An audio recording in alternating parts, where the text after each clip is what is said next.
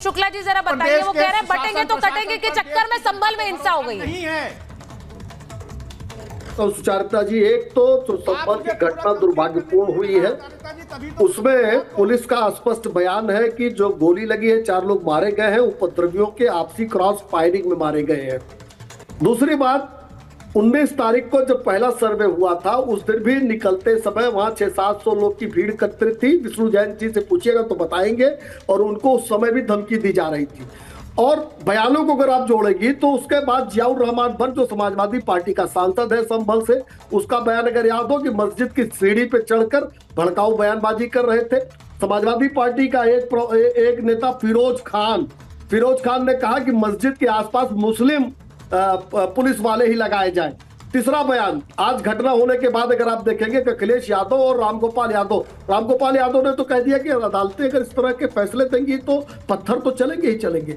तो ये जो रामगोपाल यादव, शिवपाल यादव और अखिलेश यादव है, ये कवर फायर दे रहे हैं दंगाइयों का। तो ये सुनियोजित साजिश थी। 23 को जब रिजल्ट आया उत्तर प्रदेश में तो हताशा और निराशा में समाजवादी पार्टी इस पूरे साजिश में शामिल थी। मैं एक बात और कहूंगा, ये जो बच्चे जो पत्थरबाज जो आरोपी जो दंगाई मारे गए हैं, आखिर ये किसकी गलती से मारे गए हैं? रामगोपाल यादव जो कह रहे हैं कि अगर अदालत इस तरह के फैसले देगी तो पत्थर चलेंगे, अपने बेटों को तो सांसद बना के भेज देते हैं संसद में। मुलायम सिंह यादव ने ऐसे पत्थर थमाया और अपने बेटे को मुख्यमंत्री बना दिया। शिवपाल यादव का भी बेटा सांसद हो गया। और ये मुसलमानों के बच्चों को ये पत्थर पकड़ा दे रहे हैं, किताब नहीं पकड़ाना चाहते हैं। और इसी तरह से ये बहुत इंपॉर्टेंट पॉइंट है जो मनीष जी बोल रहे हैं। फराज साहब, मैं जितनी बार आपसे बात करती हूँ शो में, मुझे हमेशा लगता है कि एक पढ़े लिखे नेता डिबेट में आए हैं, बहुत अच्छा लगता है। और इसीलिए जो बात मनीष जी कह रहे हैं कि वहां पर जो बयानबाजी की गई, जो भड़काने वाली बातें की गई, भाई शफीकुर रहमान साहब के पोते तो सांसद बन गए हैं, वो तो वहां पर बयान देकर निकल लिए, वहां पर रहने वाले लोगों के हाथों में पत्थर थमा दिए, उन्हीं में से लोगों में 4 की जान चली गई। अभी भी उनमें से कई को चिन्हित करके पुलिस ढूंढ रही है। ये कर क्या रहे हैं? नेता लोग आकर बयान देकर भड़का के चले जाते हैं और भुगतते वहां के लोग हैं। ये सच्चाई है इस देश की। मैं एक बार डीजीपी सर के पास जा रही हूँ, फराज जी, उसके बाद आपके पास वापस आऊंगी। दानिश जी भी जुड़ रहे हैं, एक बार डीजीपी सर से पूछ लूं। मैं आ रही हूँ सर, आ रही हूँ। डीजीपी सर, मुझे ये बताइए, पुलिस पर आरोप गंभीर लग रहे हैं, देश के बड़े नेता लगा रहे हैं कि ये हत्या है जो संभल में हुई है। मुझे आप बताइए, आप इसे कैसे देख रहे हैं? क्योंकि पुलिस कह रही है हम तो रबर बुलेट्स का इस्तेमाल करते हैं, ऐसे मामलों में थोड़े हम गोलियां चलाएंगे। सुचरिता जी, ये सोची समझी रणनीति और सुनियोजित षड्यंत्र के तहत ये घटनाक्रम हुआ है। और इसके पहले भी ऐसा कोई दंगा ढूंढना मुश्किल है जिसमें पुलिस के ऊपर झूठे, बेबुनियाद और अनर्गल आरोप न लगे। वर्तमान परिप्रेक्ष्य में यह भी तय है कि जो अनाड़ी की तरह ये आ गए। आप देखें, दंगाइयों की वेशभूषा, दंगाइयों के मुंह पर ढाटा बना रहना, दंगाइयों में न कोई बुजुर्ग है और न कोई ऐसा है जो कि शारीरिक रूप से अक्षम हो। सब एबल बॉडीड यंग मैन है। लगता है जैसे चुन करके इनको आगे झोंक दिया गया है। अब कट्टे की बात आती है, क्रॉस फायरिंग में तो मरते ही हैं। और इस जब आपने क्लोज क्वार्टर से मारा है तो पोस्टमार्टम में स्कॉर्चिंग और सिंजिंग आ जाती है, जिससे स्पष्ट हो जाता है कि नाल को सर से सटा करके मारा है। 315 इसको कहते हैं वहां की भाषा में पचफायरा है, पचफायरा कट्टा, और या फिर 315 बोर का कट्टा। चलाओ कहीं, गोली जाएगी कहीं, क्योंकि कट्टे में नाल के अंदर ग्रूविंग नहीं होती, जिसकी वजह से गोली सीधे निशाने पर नहीं लगती है। ये तमाम त्रुटियां हैं। अब इन तमाम त्रुटियों के बाद ये आरोप लगा देना कि न्यायालय ऐसी होगी तो आग लग जाएगा, तो ये तो दिखाता है कि आपका क्या विश्वास है। दूसरी चीज, पुलिस ने जो वहां पर जाकर के जिस तरीके से मरहम लगाने की, अरे नेतागिरी में मत पड़ो वरना तुम तबाह हो जाओगे। तो फराज साहब की शान में एक शेर है, एक ही कदम उठा था गलत राह शौक पर और जिंदगी तमाम उम्र मुझको ढूंढती रह गई। ये सिर्फ मैं तो शायरी में कह रहा हूं, मगर एसपी ने यही बात बड़ी बखूबी मशवरा और नसीहत में दी। हमारे दौर में फराज साहब ये मशवरा नसीहत वगैरह हम लोग नहीं देते थे। बलवा ड्रिल कहते थे, बलवाई सामने भाग जाओ वरना तुम्हारे ऊपर बल प्रयोग किया जाएगा, और बल प्रयोग किया जाता था। लेकिन ये एसपी की दानिशमंदी थी कि उन्होंने नसीहत दी, उनको मौका दिया जाने का, नहीं गए तो रबर बुलेट चलाए गए।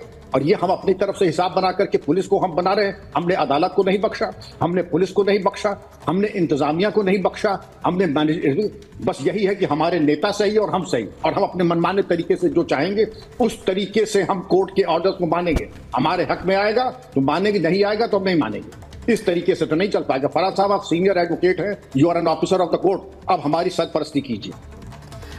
आप देखिए, मैं वही तो बात कह रही थी थोड़ी देर पहले। डीजीपी सर, आप खुद फराज साहब को देखिए कितनी एक मुझे कहना चाहिए रिस्पेक्ट के साथ आप उनसे मुखातिब हैं, और यही बात मैं बार बार कहती हूं कि नेता और उनके बयान, अब फराज साहब जब डिबेट में आते हैं वो जिस तरह से बात रखते हैं, लेकिन फराज साहब आप, आई एम सॉरी टू से, आपके नेताओं ने और आपके सांसद ने उस तरह से बात नहीं रखी संभल में।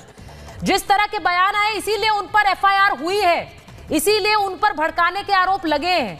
मेरा मतलब यह है, अगर सर्वे था, और अगर सर्वे था, दानिश कुरैशी भी जुड़ गए हैं। फराज साहब, मैं आ रही हूं, एक बार दानिश जी जुड़े, उनसे भी एक रिएक्शन मुझे लेना है क्योंकि वो अभी देर में जुड़े।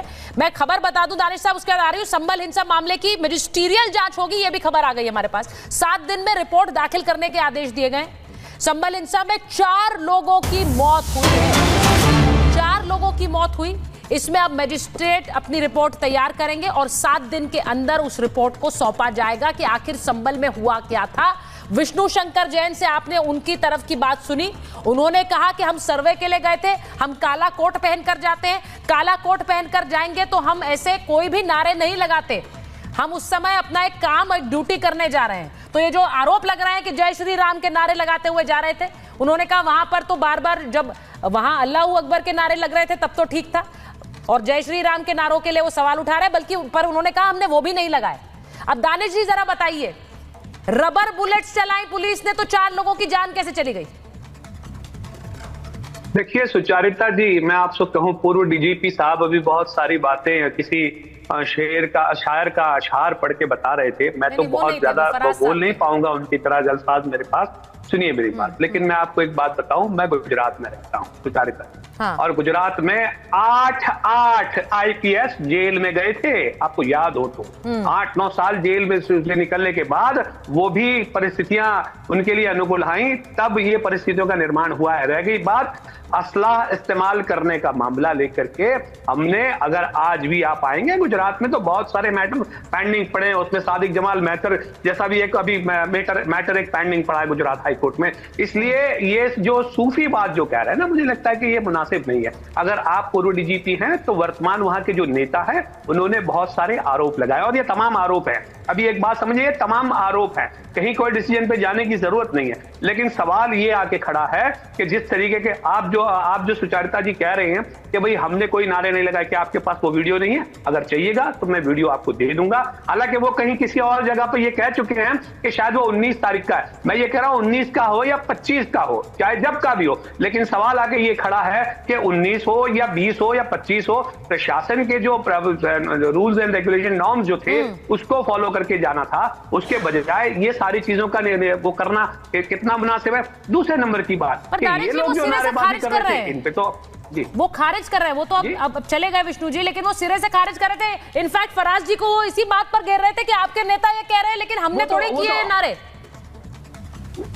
और मैं ये बात बताऊं, नारा सेकेंडरी है, नारा सेकेंडरी है। इस वक्त जिन लोगों की जान गई और जो हिंसा हुई वो सबसे प्राथमिक है, वो प्राथमिक है। हाँ, यही मैं कह रहा हूं कि ये जो 5 लोगों की जो निर्मम नागरिक इसमें मारे गए, उसके लिए कहीं ना कहीं जिम्मेदार, मैं ये कह रहा हूं, जिस तरीके से विष्णु शंकर जैन लेके वहां पहुंचे, उससे मुझे लगता है, क्योंकि इसके पहले भी तो हुआ ना, उथल पाथल नहीं हुआ, लोगों ने इत्मीनान से चीजों को समझा, पूरा दिन निकला और रिपोर्ट बन गया। दूसरी बार फिर से ये चीजें निकल के आती हैं, तो ये आपको नहीं, आप ये कहने की कोशिश कर रहे हैं, अगर मैं आपकी बात को मान भी लूं दानिश जी, आप ये कहने की कोशिश कर रहे हैं कि विष्णु शंकर जैन ने वहां जाकर जय श्री राम का नारा लगा दिया तो लोग आ गए और 4 लोगों की जान भी चली गई, तो लोग इतने भड़क जाएंगे कि वहां पर हिंसा पर उतारू हो जाएंगे और 4 लोग मर भी जाएंगे उसमें, आप ये कह रहे हैं?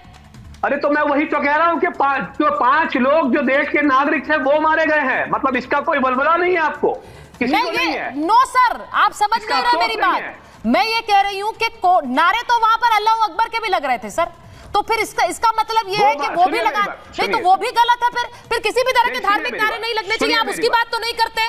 आप बार बार ये कहे जा रहे हैं कि जय श्री राम का नारा लग रहा था, जय श्री राम का नारा लग रहा था। अगर वो लग भी रहा था, मैं ये नहीं कह रही, मैं उसे सही कह रही हूं, कोर्ट ड्यूटी में जो भी है वो कोई वहां पर ऐसा नारा नहीं लगा सकते, तो विष्णु जी खुद कह रहे हैं।